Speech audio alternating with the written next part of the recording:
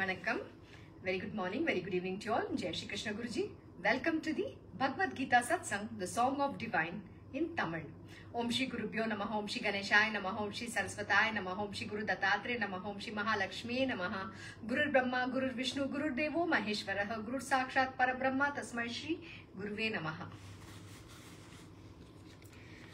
So, இன்னைக்கு வந்து chapter 2 Sankhya Yoga, the yoga of knowledge. இன்னைக்கு verse 39 ல இருந்து ஆரம்பிக்க போறோம். That is Karma Yoga, the yoga of selfless action described. So, chapter 2 verse 39. Arjuna, this attitude of mind has been presented to you from the point of view of Jnana Yoga. Now, hear the same as presented from the point of Karma Yoga, the yoga of selfless action. Equipped with this attitude of mind, you will be able to throw off completely the shackles of karma. So, இங்க வந்து பகவான் என்ன சொல்றாருன்னா, அர்ஜுனா, இவ்வளவு வரைக்கும் நான் வந்து உனக்கு கத்து கொடுத்தது என்னன்னா எல்லாமே ஞானம், நாலேஜ் கொடுத்துருக்கேன். அந்த ஞானத்தை யூஸ் பண்ணி நீ எப்படி யுத்தம் செய்யறது, உனக்கு ஒரு கர்மாவும் வரப்போறதுல. அப்புறம் நீ வந்து யாரு கொன்னாலும் அந்த அவங்க வந்து உடல்ல தான் நீ கொல்ல போற. நீ வந்து ஆத்மாவை வந்து கொல்லவே முடியாது. ஆத்மா நிரந்தரம் அப்படின்னு சொல்லி பகவான் இதுவரைக்கும் அர்ஜுனாக்கு சொல்றார். இப்ப என்ன சொல்றாருன்னா, இதுவரைக்கும் நான் கத்து கொடுத்தது உனக்கு என்னன்னா ஞானம் கொடுத்தேன். இனிமேல் நான் கத்து கொடுக்க போறது வந்து கர்ம யோகா. கர்ம யோகானா என்ன? நம்ம கர்மாவை செஞ்சு இந்த பாடி இருக்கு, அந்த பாடிக்கு உண்டான ஒரு டியூட்டி இருக்கு. டியூட்டினா கர்மங்கள் நாங்க செய்யணும். நீங்க வந்து மூச்சு விட்டா கூட ஒரு கர்மா தான் இல்லையா? அது கூட நீங்க மூச்சு விடுறீங்க, சாப்பாடு சாப்பிடுறீங்க, எல்லாமே செஞ்சுட்டு இருக்கீங்க. சோ உங்களுக்குன்னு ஒரு டியூட்டி இருக்கு. அந்த கர்மாவை வந்து நீங்க செஞ்சு அதுல வந்து ஒரு கர்மா கூட, மீனிங் அந்த சின், அது அந்த அதுக்குண்டான அந்த கர்மா உங்களுக்கு ஆக போறதுல. கர்மானா என்ன? நான் வந்து இப்ப ஒருத்தருக்கு ஒரு 10 ரூபாய் கொடுத்தா அந்த 10 ரூபாய் எங்களுக்கு திருப்பி வரணும். அது வந்து ஒரு கடன் இருக்கு இல்லையா? அது வந்து ஒரு ரீபேமெண்ட். கர்மனா என்ன? ஒரு ரீபேமெண்ட். அது நல்லதாவே இருக்கட்டும், இல்ல கெட்டதாகவும் இருக்கட்டும், ரெண்டுமே அது வந்து நமக்கு ஒரு கர்மா. அது வந்து எப்படின்னா நம்ம பேங்க் அக்கவுண்ட்ல அப்படியே ஒரு டெபாசிட் மாதிரி சேர்ந்துட்டே இருக்கும். நீங்க நல்லது செஞ்சா அதுக்கு இன்ட்ரெஸ்டோட நல்லா உயர்ந்துட்டே இருக்கும். அது கெட்டது செஞ்சா கூட அதே அந்த இதுலயே நிறைய நீங்க சேர்த்து வைப்பீங்க இன்ட்ரெஸ்டோட. சோ அது வந்து என்னன்னா அதை தீக்க தான் இந்த ஜென்மமே எடுக்கிறோம். இந்த ஜென்மம் எடுத்து அந்த கர்மாக்கள் தீக்கிறதுக்கு நாங்க வரோம். அது நல்லது கூட இருக்கட்டும், கெட்டது கூட ஆகட்டும். சோ அதனால வந்து நீ கர்மாவே செய்யாம எப்படி உன்னோட டியூட்டி கர்மா வந்து செய்யணும், ஆனா அது கர்மா வந்து அக்ரூ ஆகாது. அப்படின்னா என்ன? அந்த கணக்கு வந்து கிருஷ்ண பகவானோட புக்ல அங்க இது என்னது அந்த அக்கவுண்ட்ஸ் எழுதப்படாது. அது அப்படியே அவர் மைனஸ் பண்ணிடுவார். ஏன்னா நீங்க வந்து உங்களோட ஸ்வதர்மாவை பண்றீங்க. சோ அந்த டியூட்டி செய்யற சமயத்துல வந்து நீங்க வந்து நான் இது செய்யறேன், நான் செய்யறேன் அப்படின்னு நீங்க யோசிச்சு கூட செய்யல. இங்க ஒரு வார்த்தை சொல்லியிருக்காரு. இங்க இப்ப நான் என்ன கத்து கொடுக்க போறேன்னா, now hear the same as presented from the standpoint of karma yoga, the yoga of selfless action. என்ன சொல்லிருக்காருன்னா, நீங்க கர்மா செய்யும் போது வந்து எதிர்பார்த்து நீங்க எதுவுமே செய்யக்கூடாது. சோ எதிர்பாராம உங்களோட டியூட்டி எல்லாம் நீங்க செஞ்சுட்டே போகிற பட்சத்துல உங்களுக்கு ஒரு கர்மா கூட இருக்க போறதுல, அதுல இருந்து ஒரு பாவம் கூட வர போறது அப்படின்னு சொல்றாரு. So equipped with this attitude of mind, என்னன்னா இந்த நாலேஜை வச்சுட்டு உங்க மனசுக்குள்ள பதிச்சுட்டு நீ வந்து யுத்தம் செஞ்சுனா அதோட shackles throw off completely the shackles of கர்மானா உனக்கு ஒரு கார்மிக் டெட் கூட கிடையாது. மீனிங் உன்னோட புக் ஆஃப் அக்கவுண்ட்ஸ், உங்களோட கணக்கு வழக்குகள்ல ஒண்ணுமே இல்லை, அவர் அப்படியே மைனஸ் பண்ணிடுவார். அதுக்கு வந்து நீங்க திருப்பி இந்த ஒரு பிறவி எடுத்து வந்து திருப்பி யார் யாரோட நீங்க வந்து அந்த கணக்கு இருக்கோ அதெல்லாம் ஒண்ணுமே இருக்காது உங்களுக்கு. அதுதான் சொல்றாரு. அது வந்து நீங்க அப்படியே தாண்டிடலாம். ஆனா அந்த மாதிரி நீங்க வந்து ஒரு எதிர்பார்ப்பு இல்லாம நீங்க வேலை செய்யணும். எதுலுமே நான் இது செய்யறேன், ஏன்னா வந்து நான் வந்து இன்னும் இது என் பையனுக்கு செய்யறேன், இது என் பொண்ணுக்கு செய்யறேன், அந்த மாதிரி யோசிச்சு நான் தான் போய் வேலை செய்யறேன். அந்த வேலையோட அதோட அதுல இருக்கிற என்ன இருந்தாலும் நான் வேலை செய்யறேன் அப்படின்னு நினைச்சாலே ஒரு தவறு. நான் வந்து கடவுள் எனக்கு இந்த வேலை கொடுத்திருக்காரு, நான் ஜஸ்ட் ஒரு சாதாரண டூல், என்னோட டியூட்டி நான் செஞ்சுட்டு போறேன். அதுல வந்து ஒரு தப்பு இல்லாம நீங்க செய்யும் போது ஒரு கர்மாவும் உங்களுக்கு வர போறதுல. அதுதான் இப்ப சொல்ல போறார். அது வந்து விளக்கமா இப்ப வந்து பகவான் அர்ஜுனாக்கு அந்த நாலேஜ் கொடுக்க போறார். அது என்னன்றது பார்ப்போம். Chapter 2 verse 40. In this path of selfless action, there is no loss of effort, nor is there fear of contrary result. Even a little practice of this discipline saves one from the terrible fear of birth and death. ரொம்ப அழகா சொல்லிருக்கார். என்ன சொல்றீங்க? In this path of selfless action, there is no loss of effort. இந்த பாதையில நீங்க போகும்போது ஒரு சுயநலம் இல்லாம, தனக்கு நான் எனக்கு தான் செய்ய போறேன், இதுல இருந்து இந்த பலன் வரப்போகுது அப்படின்னு யோசிக்காம நீங்க வந்து ஒரு சுயநலமும் இல்லாம செய்யும் போது அதுல வந்து ஒன்னு லாஸ் ஆஃப் எஃபர்ட்னா, நாம சிரமம் பட்டதெல்லாம் வீணா போச்சு அப்படின்னு நினைப்போம் இல்ல, அந்த ஒன்னு கூட ஆகாது. அந்த மாதிரி அர்ஜுனா, நீ இந்த பாதையில போ. இந்த அட்ஜஸ்டி இத்துவும் நாலேஜ் போதும். இத மனசுல பதிச்சுட்டு நல்லா அப்படியே திருடமா இந்த நாலேஜ நீ வச்சுண்டு, இந்த ஞானத்தை நான் சொல்றத நீ வந்து அப்படியே உன் மனசுல வச்சுண்டு நீ செஞ்சினா, உனக்கு உன்னோட சிரமம் நீ போடுற இல்லையா, அது வந்து ஒரு பைசாவும் அதுல நீ இழக்க மாட்ட. அடுத்தது என்ன சொல்றார்? nor is there fear of contrary result. இது எவ்வளவு அழகா இருக்கு.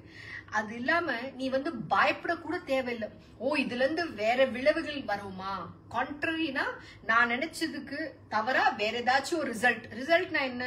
நாம வந்து இதுல தோத்து போயிடுவோம், நாம இதுல வந்து ஜெயிக்க மாட்டோம், அந்த மாதிரி ஒரு ரிசல்ட் நமக்கு வந்து எல்லாத்துக்குமே ஒரு பலன் எதிர்பார்ப்போம் இல்லையா? அது வந்து நீங்க வந்து விபரீதமா ஒரு பலனும் அந்த மாதிரி வராது உங்களுக்கு. அந்த பயம் கூட உங்களுக்கு வேண்டாம் அப்படின்னு சொல்றாரு. எவ்வளவு சிம்பிளா இருக்கு. ஆனா நம்ம ஏன் செய்ய மாட்டோம்? ஏன்னா நம்ம மைண்ட்ல அந்த ஃபியர் எடுத்துட்டு வருவோம். ஐயோ இப்படி செஞ்சா என்ன ஆகும், இது செய்யறது சரியா? ஆனா நீங்க ஒண்ணு மட்டும் புரிஞ்சுக்க மாட்டேன்றீங்க இங்க. என்னன்னா பகவான் வந்து எது செஞ்சாலும் அவர் வந்து நம்ம நன்மைக்கு செய்யறாருன்றது நமக்கு இந்த மனசுக்கு புரியறது கிடையாது. நாம என்ன நினைப்போம்? நாம யோசிக்கிறதா சரி, நாம செய்யறதுதான் சரி.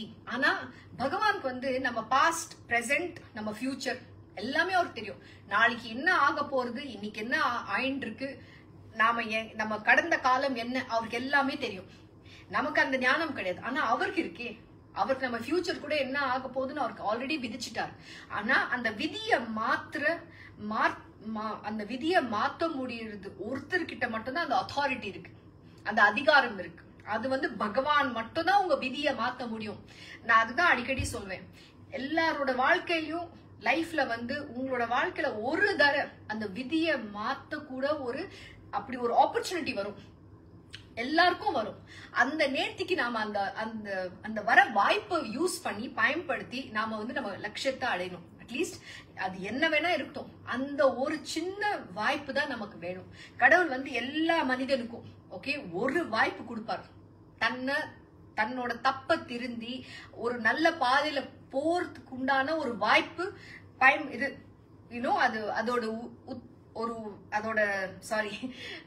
என்ன சொல்றது, அத வந்து ஒரு வாய்ப்பு, என்ன சொல்றது, அந்த வார்த்தை வரல எனக்கு கரெக்டா. அவர் என்னன்னா அந்த ஒரு ஆப்பர்ச்சுனிட்டி கொடுப்பார். அந்த மாதிரி ஒரு வாய்ப்பு வரும் நமக்கு. அதை அவர் கிரியேட் பண்ணி கொடுப்பார். அந்த சமயத்துல வந்து அந்த வாய்ப்பை எடுத்துட்டு நீங்க போனீங்கன்னா உங்களுக்கு ஒரு கவலையும் கிடையாது. நீங்க வந்து மறுபிறவி திருப்பி எடுத்து இந்த கர்மாவை தீக்க வரணும்னு அப்படின்னு ஒரு அவசியமே கிடையாது. அது எல்லாமே அவர் தீர்த்துடுவார். அதுதான் இங்க சொல்றாரு Arjuna. So even a little practice of this discipline saves one from the terrible fear of birth and death. அதுதான் சொல்றாரு.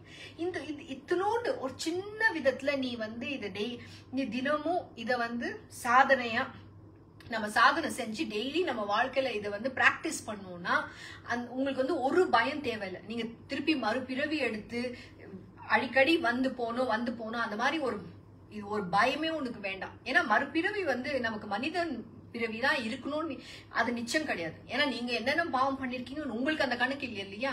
நீங்க இறந்ததுக்கு அப்புறம் நீங்க பண்ண எத்தனை பாவமோ அங்க நீங்க அந்த என்ன சொல்றது மேல ஒருத்தர் கணக்கு வச்சிருப்பாரு கரெக்டா.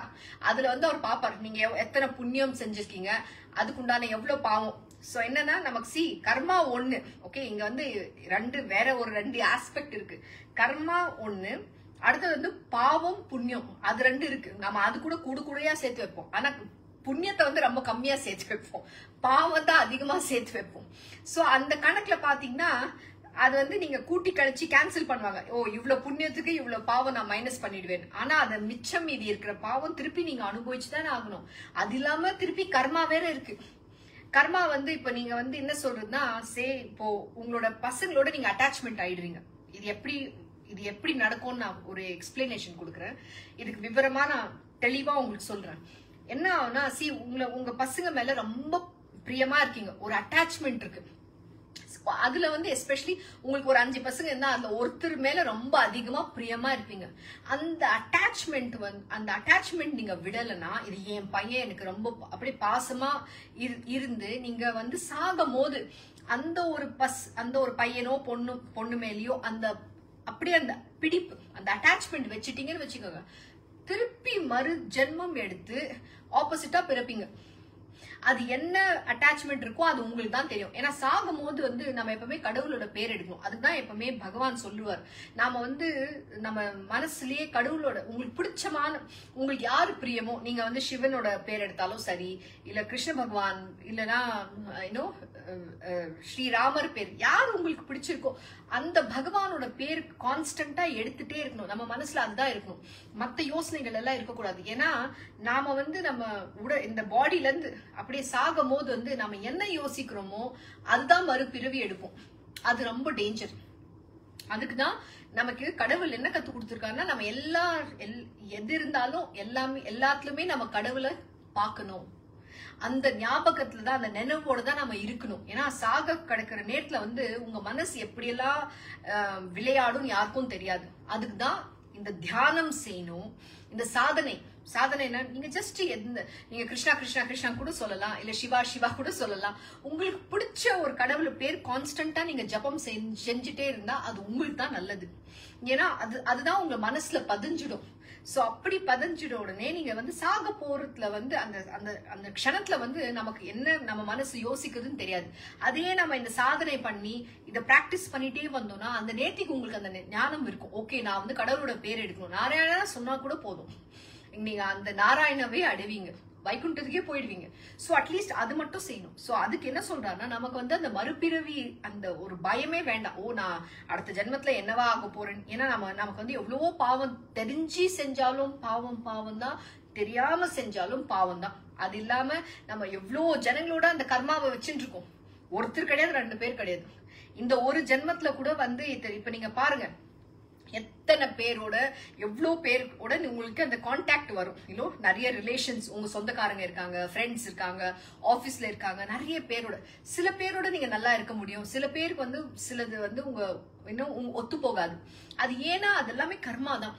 போன ஜென்மத்துல இருந்த ஏதோ ஒரு அந்த சிலதெல்லாம் நீங்க தீக்க வேண்டியது இருக்கும். அப்ப வந்து எல்லாமே வந்து நல்லா தான் நடக்கும்னு சொல்ல முடியாது. அது உங்க பையனோ இருக்கட்டும் இல்ல பொண்ணோ இருக்கட்டும், அவங்களுக்கு கூட ஏதாச்சும் சண்டை இருக்கலாம். அண்ட் சில பேர் அந்த பெரிய சண்டவே வந்து ஏதாச்சும் ஒண்ணு ஆகலாம். ஆனா அதை வந்து இன்னைக்கு தடுக்கலாம். எப்படி தெரியுமா தடுக்க முடியும்? நாம வந்து அந்த சண்டைக்குள்ள போய் நம்ம மனசுல வந்து ஓ என் பொண்ணு இப்படி பேசினா, என் பையன் இப்படி சொன்னா, அதவே மனசுல யோசிச்சுட்டு அதை வேற போய் டிஸ்கஷனா பேசுறதே நிறுத்தணும். ஃபர்ஸ்ட் நாம வந்து மத்தவங்க பத்தி பேசுறது நிறுத்தணும். இதுதான் முதல் படி, கர்மாவை ஸ்டாப் பண்றது. எப்படின்னா நாம வந்து எப்ப பாரு ஓ எங்க அப்பா அம்மா இப்படி செஞ்சாங்க, என்னோட தம்பி இப்படி செஞ்சா, இது இப்படி செஞ்சா, அவங்க இப்படி செஞ்சாங்க, நாங்க எப்ப பாரு அந்த பாஸ்ட் முடிஞ்சு போன கதை பத்தி தான் பேசி பேசி பேசி நம்ம வாழ்க்கையே வீணாக்குறோம். இதுதான் செய்யக்கூடாது. பகவான் நீங்க சொல்றது அதுதான். எப்படி கர்மாவை நீ தடுக்கலாம்? நீ வந்து உன்னோட வேலையை செஞ்சுட்டே போகணும். ஆனா சுயநலம் இல்லாம, எதிர்பார்ப்பு இல்லாம நீங்க செஞ்சுட்டே போனீங்கன்னா ஒரு கர்மா கூட வராது. அண்ட் அடுத்தது நான் ஒரு ஸ்டெப் அதிகம் ஆல்ரெடி ஆடா போறேன். ஏன்னா இது ரொம்ப இம்பார்ட்டன்ட். இப்ப இது வந்து தெரியணும் உங்களுக்கு. சோ நான் வந்து இது வந்து அடுத்தது அவர் சொல்வார், அவர் நிதானமா சொல்வாரு. நான் கொஞ்சம் ஒரு ஸ்டெப் அப்படியே ஸ்பீடா போயிட்டு இருக்கேங்க. ஏன்னா இது ரொம்ப முக்கியம் உங்களுக்கு. நாம என்ன தெரியுமா, எப்ப பாரு ஆன போன கதையை புடிச்சுண்டு வாழ்க்கை ஃபுல்லா அழிச்சிடும். நிறைய பேர் நீங்க பாத்துருக்க முடியும். ஏன்னா அதே பேசி பேசி ஐயோ என்னோட அப்பா இப்படி பண்ணிட்டாரு, என்னோட தாத்தா இப்படி பண்ணிட்டாரு, இவங்க இப்படி பண்ணிட்டாங்க. இந்த பாருங்க, விதி தலையெழுத்து. அது வந்து மாத்தக்கூடிய ஒரே ஆளு நீங்க மட்டும்தான். அது எப்படி மாத்தணும்னு தான் இங்க இவர் கத்து கொடுத்துட்டு இருக்காரு பகவான் அர்ஜுனாக்கு.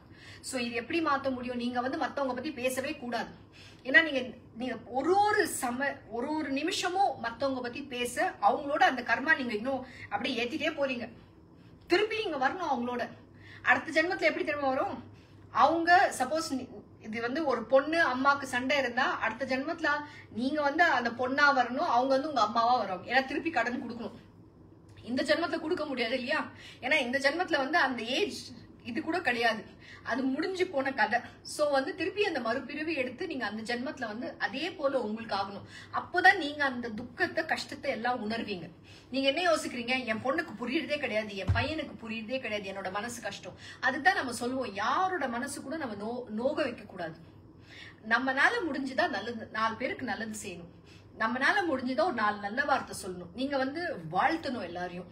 அவங்க பெரியவங்களோ சின்னவங்களோ அதை பத்தி கவலை கிடையாது. எல்லாரும் நம்ம மனசுல இருந்து நல்லா நினைக்கணும்.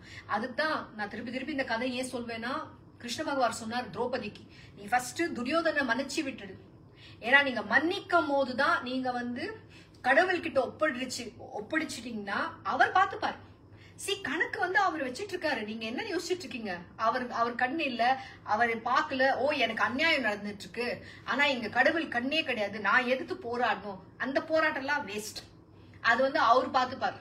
நீங்க ஃபர்ஸ்ட் உங்க வாழ்க்கையில் வந்து எதுக்கு போராடணும் தெரியுமா? இந்த சில்லறத்தனம், இந்த அல்ப புத்தி, இந்த மாதிரிலாம் நமக்கு இருக்கு பாருங்க, அதெல்லாம் தான் டிஸ்ட்ராய் பண்ணணும். நீங்க உங்க மனசுக்குள்ள இருந்து அதுலதான் நீங்க போராடணும். ஃபர்ஸ்ட் ஒரு நல்ல மனிதனா இருக்கணும்ன்றது உங்களுக்கேக்குள்ள அந்த ஒரு கொள்கை வேணும். ஒரு லட்சியமா நீங்க வச்சுக்கணும். நான் வந்து ஒரு நல்ல மனிதனா ஒரு உதாரணம் விட்டுட்டு போகணும் இந்த உலகத்துக்கு. எல்லாரும் பார்த்து கையெடுத்து கும்பிடணும் உங்களை பார்த்தாலே. அந்த அளவுக்கு நீங்க உயரணும். அது எப்படி வரும்? நாம ஃபர்ஸ்ட் நம்மள மாத்திக்கினாதான். நாம வந்து உலகத்துக்கு என்ன சொல்றாருன்னா, பகவான் என்ன சொல்றாரு, நீ வந்து உலகத்தை மாத்த முடியாது. அது வந்து அந்த என்ன சொல்றது, கிரியேஷனோட நியம், அது ரூல். அப்படியே அது கிரியேஷன் வந்து அப்படி அது விதிச்சிருக்கு அவங்க. நீ வந்து உன்னை மட்டும்தான் நீ மாத்திக்க முடியும். உலகத்தை மாத்திக்க அது உன்னால முடியாது. அது கடவுள் உன்னை சொல்லல, நீ போய் மத்தவங்களை திருத்து அப்படின்னு சொல்லல. ஃபர்ஸ்ட் உன்னை திருத்திக்கோன்னு தான் அவர் கத்து கொடுக்குறாரு. எங்க என்ன சொல்றாரு, அர்ஜுனா நீ முதல்ல திருந்து, நீ உலகத்தை மாத்த போயிடாத. நீ வந்து உலகத்தை இப்படி செய்யறாங்க அப்படி செய்யறாங்க அது சொல்லாத. என்னோட குருஜி இதுதான் சொல்வார், நீ கோபப்படாத. இந்த நாலேஜ் வந்து உனக்கு வந்துட்டு இருக்கு, உனக்கு தான் நான் சொல்லி கொடுக்குறேன். நான் வந்து வெளியில போய் மத்தவங்களுக்கு நான் இந்த நாலேஜ், இந்த ஞானத்தை நான் யாருக்கும் சொல்லி கொடுக்கல. சோ நம்ம ஃபர்ஸ்ட் நாம மாத்திக்கணும். நம்மள பார்த்து நாம உதாரணமா இருந்தோம்னா மத்தவங்களை நம்ம பார்த்து கத்துப்பாங்க தானா. அந்த மாதிரி நாம நடந்துக்கணும். சோ அவங்க வந்து நம்மளோட நடவடிக்கையை பார்த்தே அவங்களுக்கே ஆச்சரியம் வரும். ஐயோ இவங்க எவ்வளவு அழகா இருக்காங்களே, இவங்க இவ்வளவு நல்லா பேசுறாங்களே, இவ்வளவு பணிவா இருக்காங்களே, எவ்வளவு மரியாதையா பிஹேவ் பண்றாங்க, நடந்துக்கிறாங்க அப்படின்னு அவங்க பார்க்கும் போது அவங்களுக்கே வெக்கம் வந்து தானா அவங்களே மாறணும்னு வரணும். அந்த அளவுக்கு நம்மள மாத்திக்கணும். அதுதான் இங்க அர்ஜுனாக்கு சொல்றாரு. சோ நான் வந்து ஒரு ஸ்டெப் அஹெடா போயிட்டேன். சரிங்களா? சோ அடுத்தது Chapter 2 verse 41. Arjuna, in this yoga of selfless action, the intellect is determinate and directed singly towards one ideal, whereas the intellect of undecided, ignorant men moved by desires wander in all directions after innumerable aims. இதுவும் ரொம்ப அழகா என்ன சொல்றீங்க?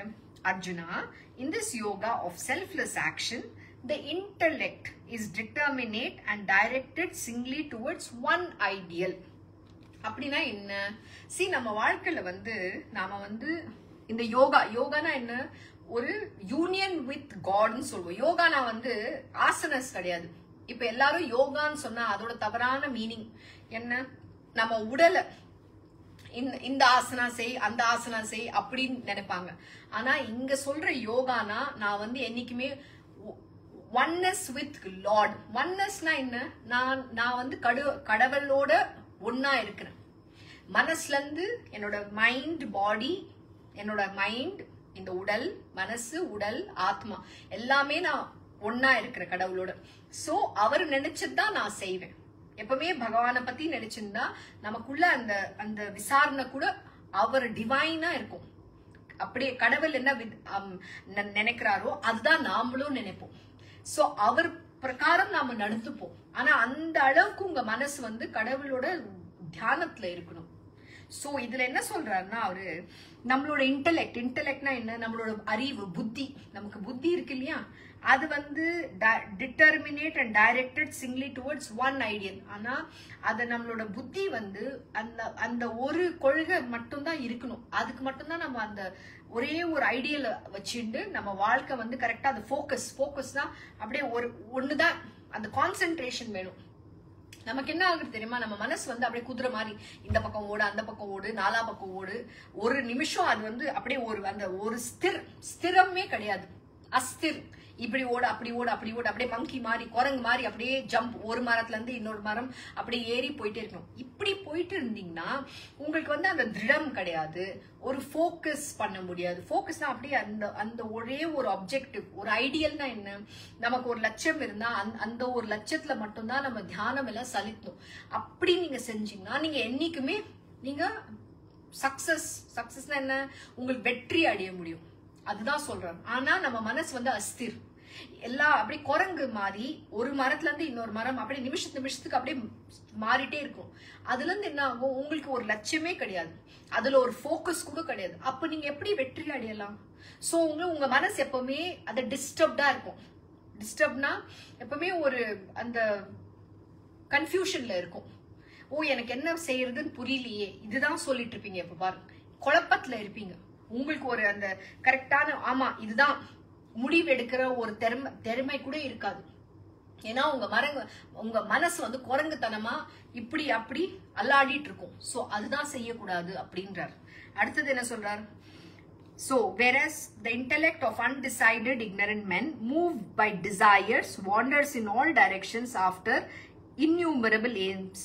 உங்களுக்கு இந்த மாதிரி ஒரு லட்சியம், உங்க மனசு வந்து அந்த ஸ்திரம் படித்துக்க முடியலன்னா அப்ப என்ன ஆகும், உங்களோட புத்தி என்ன பண்ணும், undecided ignorant men moved by desires.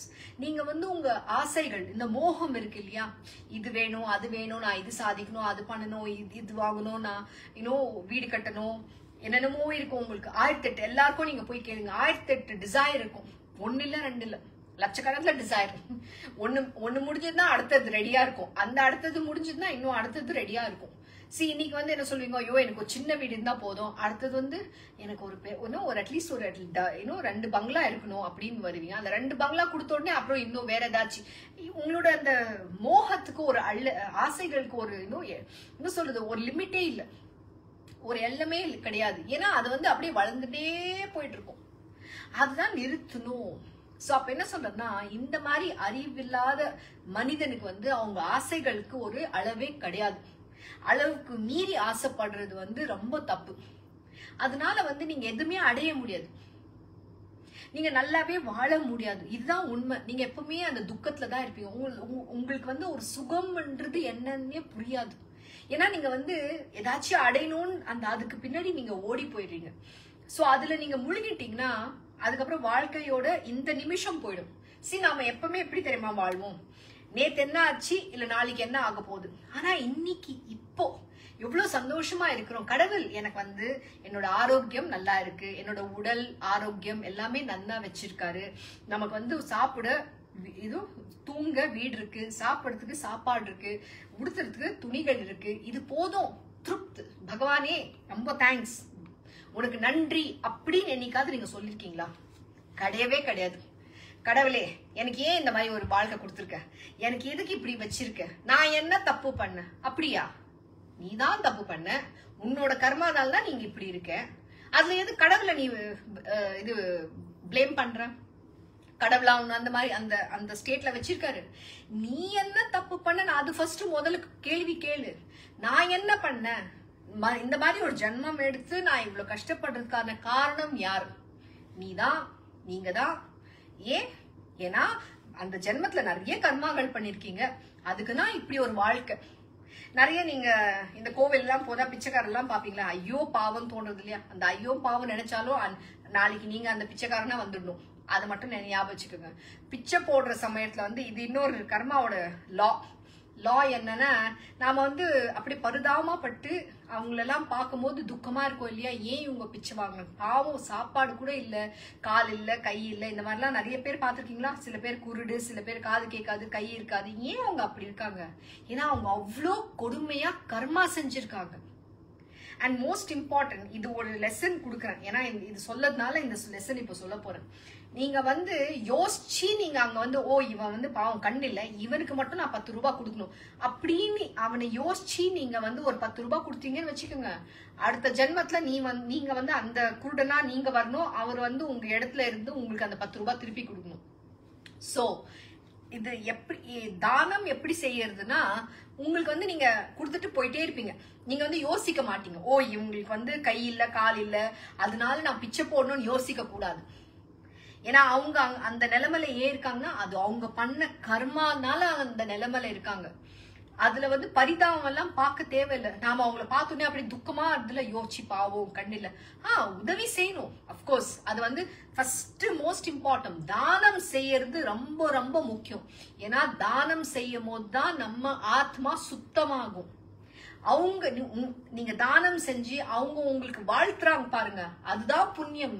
அந்த புண்ணியத்தை தான் நீங்க சேர்த்துக்கணும். ஆனா நான் தானம் கொடுக்கறேன், இவனுக்கு கொடுப்பேன், இவன் கொடுக்கல, ஆனா பப்ளிசிட்டிக்காக கொடுக்கறது தானமே கிடையாது. மனசுல இருந்து வந்து ஃபர்ஸ்ட் பகவான் கொடுக்கணும்.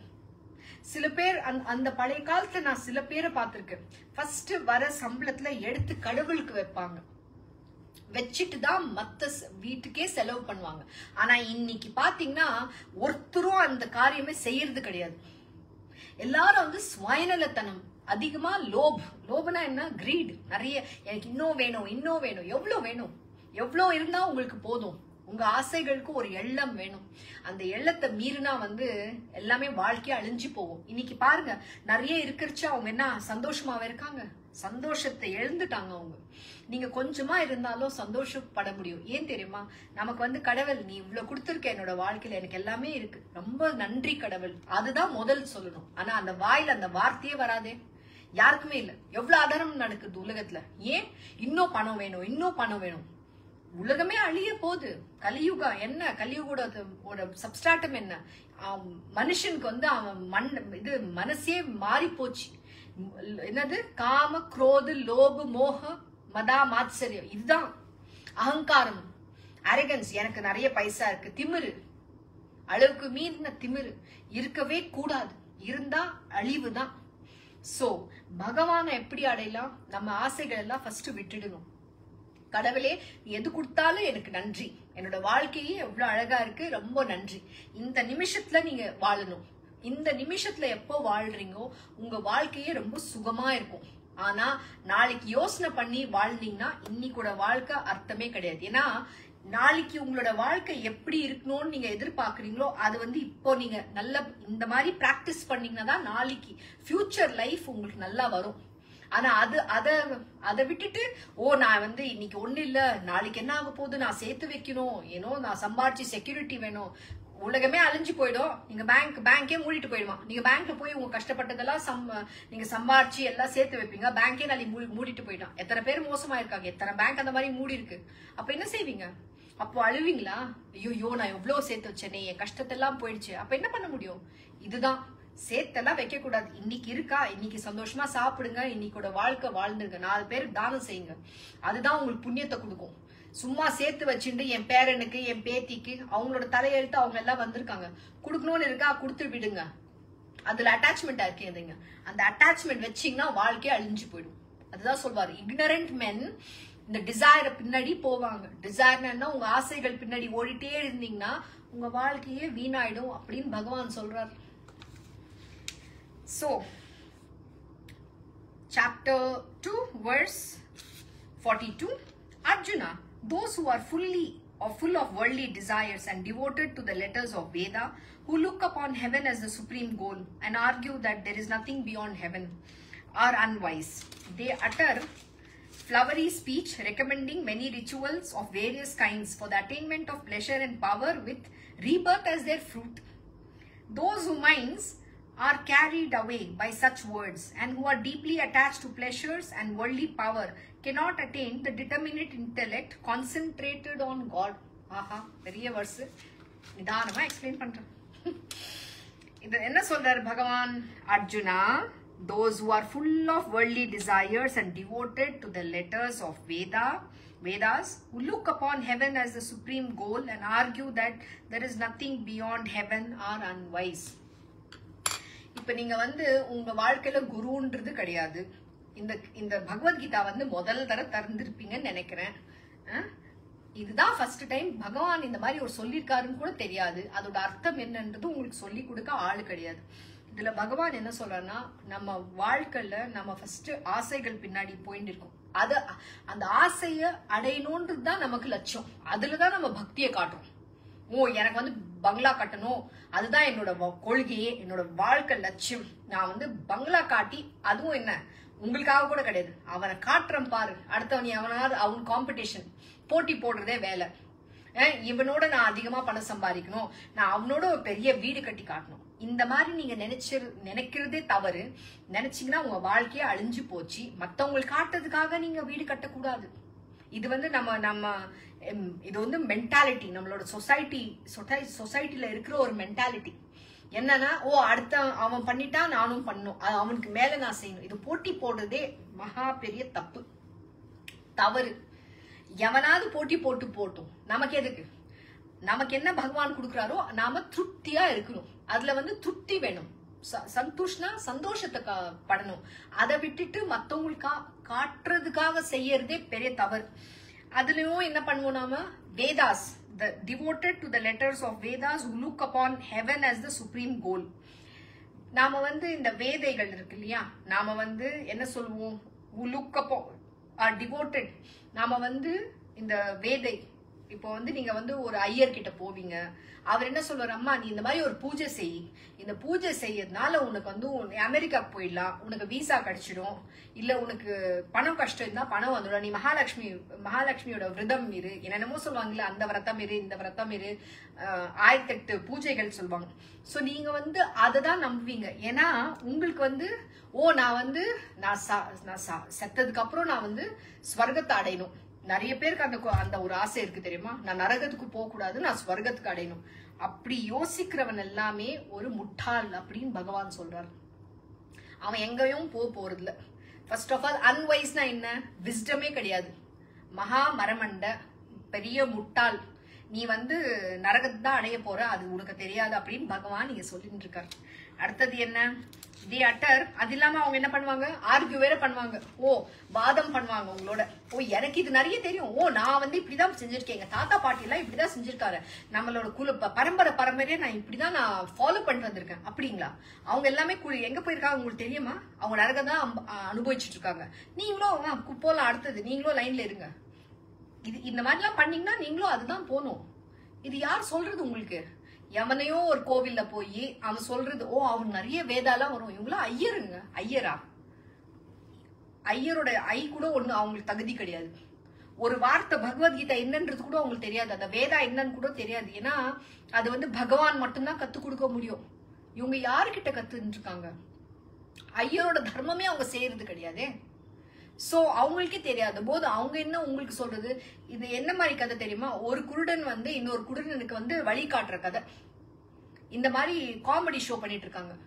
அதுல நீங்க போய் விழுந்து குழில தான் விழுறீங்க. அதுல மட்டும் போய் பணம் கொடுப்பீங்க. அவரு ஜோசியக்காரர் சொன்னார், நான் இந்த பூஜை பண்ணேன்னா பரிகாரம் பண்ணுங்க, நாளைக்கே உங்க பொண்ணு கல்யாணம் ஆயிடும், நாளைக்கே உங்களுக்கு புள்ள பிறந்ததோ, உன் பையன் அமெரிக்காக்கு போயிடும். அமெரிக்காக்கு போக ஒரு ஜோசியக்காரன் அவன் போய் பணம் கொடுத்துட்டு, என் பையன் அமெரிக்காக்கு போகணும், நிறைய சம்பாரிச்சு எங்களுக்கு கொடுக்க போறான். அழிவுதான். அடுத்தது என்ன? they utter flowery speech recommending many rituals of various kinds for the attainment of pleasure and power with rebirth as their fruit. இவ்வளவு நேரம் அதான் இது எக்ஸ்பிளைன் பண்றேன். தைப்பூசம், இங்க வேலு குத்துங்க, முதுகுல குத்திக்குங்க. பகவான் அப்படிதான் செய்யின்னு சொல்லிட்டு உங்களுக்கு சொல்லியிருக்காரா? சரி, நீங்க யாருக்காக செய்றீங்க? முருகர் சொல்லியிருக்காரா அந்த மாதிரி உங்களுக்கு செய்யின்னு சொல்லி? இங்க எழுதியிருக்கு ஃப்ளவரி ஸ்பீச். இந்த மாதிரி யார் பேசுறது? ஐயர். இந்த அஸ்ட்ராலஜி என்ன சொல்றது? அஸ்ட்ராலஜி என்னென்னமோ போடுவீங்களா, கையில காதுல கழுத்துல எல்லாம் போட்டு இருப்பீங்க. இந்த ஸ்டோன் போடு, அந்த ஸ்டோன் போடு, உனக்கு இவ்வளவு கோடி உனக்கு சொத்து வரும், அது வரும். இந்த மாதிரிலாம் போய் விழுந்து இருக்கிற எல்லாமே எழுந்துட்டு நிறைய பேர் நிக்கிறீங்க. இதெல்லாம் யார் மூட நம்பிக்கை எல்லாம் ஃபாலோ பண்ண சொன்னது? கடவுள் வந்து நீ வந்து இந்த மாதிரி என்னது அது என்னமோ குத்துன்னு சொல்றாங்கல்ல, அதெல்லாம் குத்திட்டு எனக்கு நீ வந்து கும்பிடு அப்படின்னு கடவுள் சொன்னாரா? யார் சொன்னது இந்த விதிமுறைகள் எல்லாம்? இதெல்லாம் ஃபாலோ பண்ணீங்கன்னா நீங்க வந்து நரகத்துக்கு தான் போறதுன்னு இப்படி இங்க பகவான் சொல்றார். Flowery speech recommending. Flowery speech யார் பண்றது? இந்த முட்டாள் பசங்க இருக்காங்க பாருங்க, ஜோஷக்காரர், தே அட்டர்.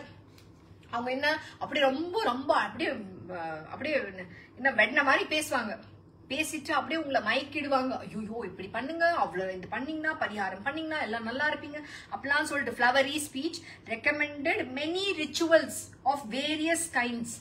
நிறைய ரிச்சுவல்னா என்ன? இந்த பரிகாரம் செய், அந்த பூஜை செய், இந்த பூஜை செய், இது செஞ்சுன்னா உனக்கு நல்லா ஆகும். ஆனா இது இன்னொன்னு கூட சொல்றேன்.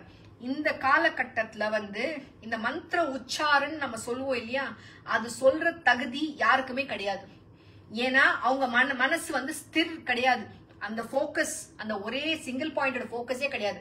அவன் சொல்ற உச்சாரணம் எல்லாமே தப்பா போகும். இந்த மாதிரி எக்கச்சக்கமா பரிகாரம் செஞ்சு குழியில தான் போறீங்க, பகவான அடைய போறதுல. இப்போ இந்த தைப்பூசம் எல்லாம் இவங்க செய்யறாங்க இல்லையா, மற்றது நம்ம காவடி எடு, அது எடு, இது எடு, ஓகே, அதெல்லாம் மூட நம்பிக்கை. நீங்க எல்லாம் ஃபாலோ பண்றீங்க. கடவுள் உங்களுக்கு வந்து இந்த மாதிரி செய்யுன்னு எனக்கு அது சொல்லியிருக்காரா? அது எனக்கு சொல்லுங்க. அவரே நீ வந்து இந்த மாதிரி செய் இந்த ஸ்கிரிப்சர்ஸ்ல எழுதியிருக்காரா? அது வந்து நீங்க யார்கிட்ட கத்துக்கிட்டீங்க? அது நீங்க மூட நம்பிக்கையோட ஃபாலோ பண்றது. பகவான் என்ன தெரியுமா சொல்றாரு? வந்து மனசால என்ன வர்ஷிப் பண்ணு, உன்னோட பக்தியை காட்டு. இந்த மாதிரி குத்துறதுல அதெல்லாம் செய்யறதுல நீ வந்து என்ன அடைய முடியாது. எந்த கடவுளும் வந்து அந்த மாதிரி செய்யின்னு சொன்னதே கிடையாது. இங்க அதை சொல்றாரு, நீங்க அதெல்லாம் பண்ணீங்கன்னா குழியில தான் போய் விழ போறீங்க அப்படின்னு நீங்க பகவான் சொல்லியிருக்காரு. இதுதான் உண்மையான வேதா. வேற யார் உங்களுக்கு கத்து கொடுத்தது? வேதாஸே தெரியாத ஆள்கிட்ட போய் இதெல்லாம் செஞ்சிட்டு இருக்கீங்க. இதெல்லாம் யார் இந்த மூட நம்பிக்கை உருவாக்குறது? எல்லாமே ஒரு மனிதன் தான். எதுக்கு? சுயநலத்துக்கு, தனக்கு பணம் சம்பாதிக்கணும். கடவுள் கூட வித்து பணம் சம்பாதிக்கிறாங்க.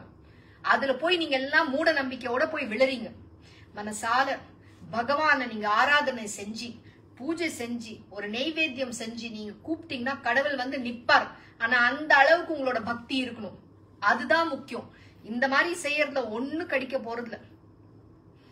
அதுக்கப்புறம் என்ன சொல்றார்? இது எதுக்கு செய்றீங்க? எனக்கு வந்து சுகம் வேணும், power.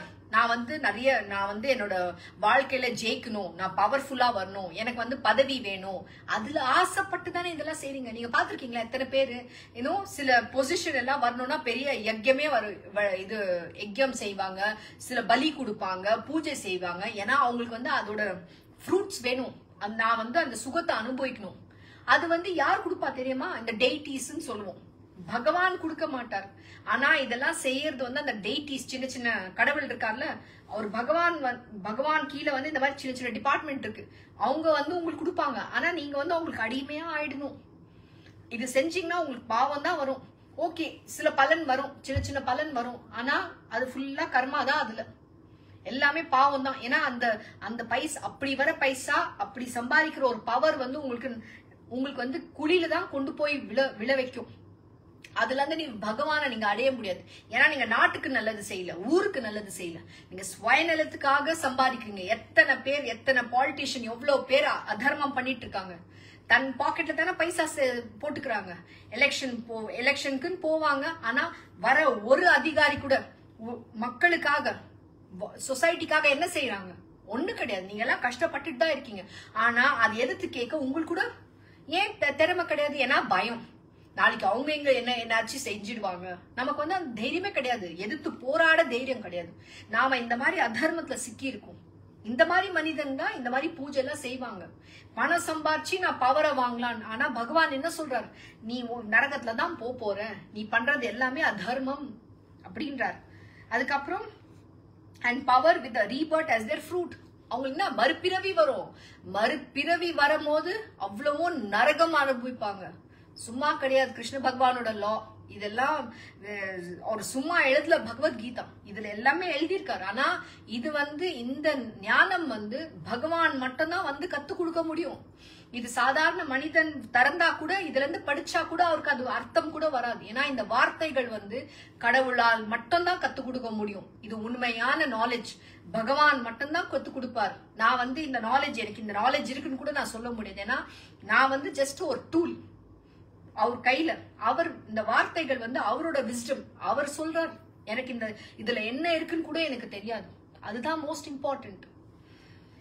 Those whose minds are carried away by such words and who are deeply attached to pleasures and worldly power cannot attain the determinate intellect concentrated on God.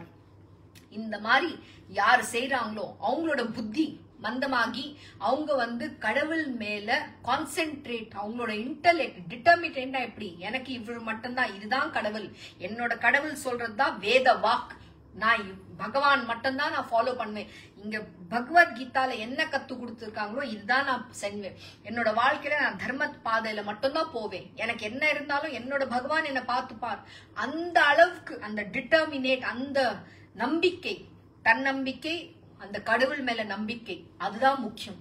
அந்த அந்த ஒரு நம்பிக்கை வச்சு நீங்க வாழ்க்கையில போனீங்கன்னா நிச்சயமா பகவான அடையலாம். ஆனா நீங்க மத்த ஆசைகள் வச்சுண்டு நீங்க எல்லாம் இந்த மாதிரி உங்களோட கர்மா செஞ்சீங்கன்னா, கர்மா செஞ்சுட்டே இருந்து பாவத்தை தான் நிறைய நாம செஞ்சு சேர்த்துட்டே இருக்கும். சில டைம் வந்து பகவான் வந்து அவர் கருணை எப்படி தெரியுமா காட்டுவாரு, சில பேருக்கு வந்து சிலதெல்லாம் கொடுக்க மாட்டார். ஏன் தெரியுமா கொடுக்க மாட்டார் அந்த நேர்த்திக்கு? ஏன்னா அந்த நேர்த்திக்கு அது வந்தா சில தவறான கர்மாக்கள் நடக்கும். அதனால அந்த பாவம் நீங்க செய்யக்கூடாதுன்றதுக்காக அவர் கொடுக்க மாட்டார். எஸ்பெஷலி அவரோட பக்தர்கள் அவர் கொடுக்க சிலதெல்லாம் கொடுக்க மாட்டார். அப்ப நீங்க நினைப்பீங்க, ஏன் கடவுள் எனக்கு மட்டும் கொடுக்கல? அவர் உங்களுக்கு நல்லதுதான் செய்யறாரு. அவருக்கு தெரியும் உங்களுக்கு என்ன வேணும், அவருக்கு உங்களுக்கு என்னெல்லாம் வேணும்னு அவருக்கு நல்லாவே தெரியும். அது கரெக்டா அவர் கொடுத்துடுவார். ஆனா உங்களுக்கு அந்த நம்பிக்கை வேணும். அப்போதான் நீங்க கடவுளே அடைய முடியும். அவர் தான் எனக்கு அப்பா அம்மா எல்லாமே, அவர் என்ன பார்த்துப்பார். எந்த பிறவி கொடுத்ததும் அவர் தான். நான் ஏன் நினைக்கணும் நான் தான் சம்பாரிச்சு நான் என்ன காப்பாத்திக்கிறேன், நான் என்ன பாத்துக்கிறேன், நான் தான் என் பசங்களை பாத்துக்கிறேன், அப்படியே நீங்க நினைக்கணும். அவர் பாத்துக்கிறார்.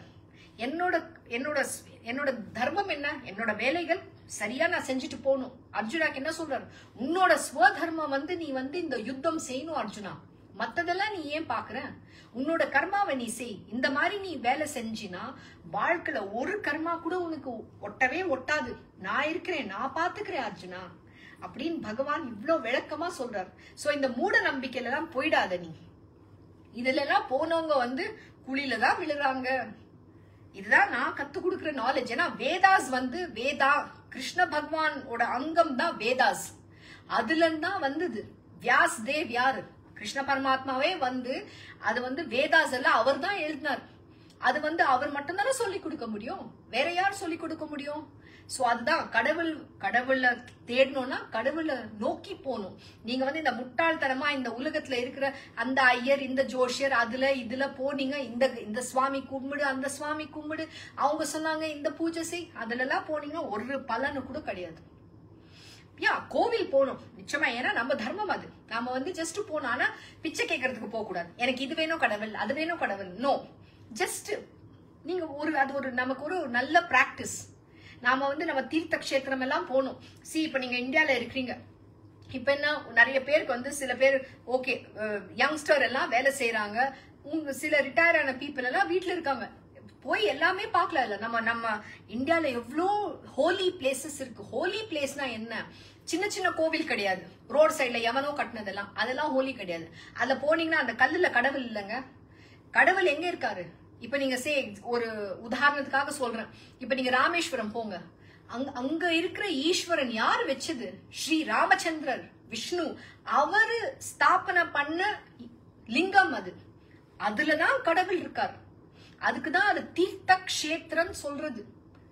அதுதான் சொல்வோம். நம்ம வந்து 50 வயசு ஆனதுக்கு அப்புறம் நம்ம தீர்த்த யாத்திரை போவோம். அந்த காலத்துல எல்லாம் சொல்லுவாங்க, இனிமேல் எனக்கு முடிஞ்சு போச்சு என்னோட கடமைகள், நான் எல்லாம் விட்டுட்டு நான் தீர்த்த யாத்திரா போவேன். ஏன் சொன்னாங்க இந்த வார்த்தை?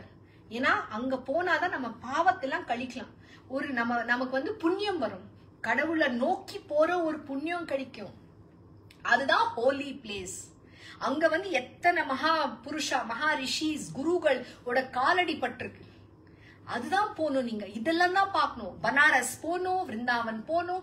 எவ்வளவு அழகழகான இந்த மாதிரி எவ்வளோ ஹோலி பிளேசஸ் இருக்கு. ஏன் நீங்க சேர்த்து வச்ச பணம் எல்லாம் போய் யாருக்கு கொடுக்கணும்? எடுத்து செலவு பண்ணுங்க. போய் இந்த மாதிரி கோவில் குளமா போய் பாருங்க. அதுல புண்ணியம் வரும் உங்களுக்கு. மத்ததெல்லாம் எதுக்கு போகணும்? நான் போய் இதுல செய்யறேன், அந்த செய்யறேன், நான் என்னென்னமோ செய்யறாங்க இன்னைக்கு. வேஸ்ட், எல்லாமே வேஸ்ட். இந்த மாதிரி புண்ணியம் சேர்த்தீங்கன்னா உங்களுக்கு பண்ண பாவத்துக்கு அந்த புண்ணியம் எல்லாம் கழிக்கும். அதுதான் முக்கியம். ஆனா உங்களால முடிஞ்சது 4 பேருக்கு தானம் செய்யணும். தானம் தர்மம் செய்யணும்னு ஏன் சொல்லிருக்காங்க இந்த வார்த்தை எல்லாம்? என்னைக்காச்சும் நீங்க யோசிச்சு பார்த்திருக்கீங்களா? தெரியாதே. மூட நம்பிக்கையோட வாழ்ந்தாச்சு. அது இல்லாம நம்ம பெரியவர்கள் எப்படி அவங்க கிரீடியா இருந்தாங்கன்னா அந்த பேராசோட இருந்தாங்கன்னா அதுவும் நமக்கு வந்துடும். அந்த அவங்களோட ஸ்வபாவம் கூட நமக்கு ஒட்டிடும். நம்ம நல்ல ஸ்வபாவம் கொண்டு வரணும். அந்த நல்ல ஸ்வபாவங்கள் நம்ம பசங்களுக்கு சொல்லி கொடுக்கணும். நம்ம பேர பசங்களுக்கு சொல்லி கொடுக்கணும். 4 பேர் இருக்கிற இடத்துல அந்த நல்ல ஸ்வபாவங்கள்ல அவங்கள பரிவர்த்தனை செய்யணும். அதுதான் நம்ம லட்சியம் இருக்கணும். சோ இன்னைக்கு நாங்க இந்த ஸ்டாப் பண்ணலாம். அடுத்த லெசன் 45ல இருந்து கண்டினியூ பண்ணலாம். சரிங்களா? நன்றி, வணக்கம். Thank you for joining the Bhagavad Gita Satsang, the song of divine in Tamil. Have a good day, good evening to you all. God bless. Recording stopped. Thank you. நன்றி.